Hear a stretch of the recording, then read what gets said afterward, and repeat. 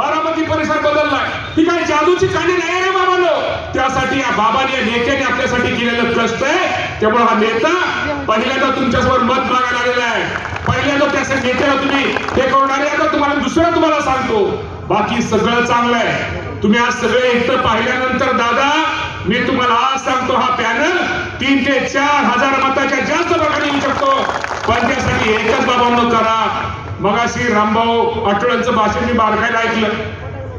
फक्त गमती जमती करू नका रे बाबांनो. जिरवाजिरवी करू नका. एखादा कोणतरी दादांच्या पुढं करतोय, एखादा कोणतरी करतोय. जर आपल्या गावातलं मतदान जास्त झालं तर त्याचं दादापाशी त्याचं क्रेडिट वाढेल असा गैरसमज करू नका. आता दादा खूप हुशार झाले.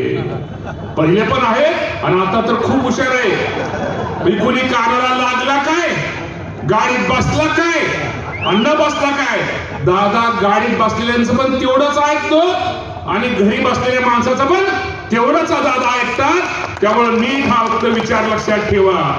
गावातल्या तुमच्या सोसायटीची निवडणूक नाही आहे, तुमच्या ही ग्रामपंचायती निवडणूक नाही.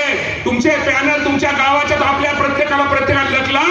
हे आता हा जो पॅनल आहे हे 21 उमेदवार नाहीत. आपले उमेदवार हे अजितदादा पवार आहेत. त्यामुळे त्यासाठी तुम्ही सर्वांनी चांगल्या प्रकारचं मतदान केलं पाहिजे.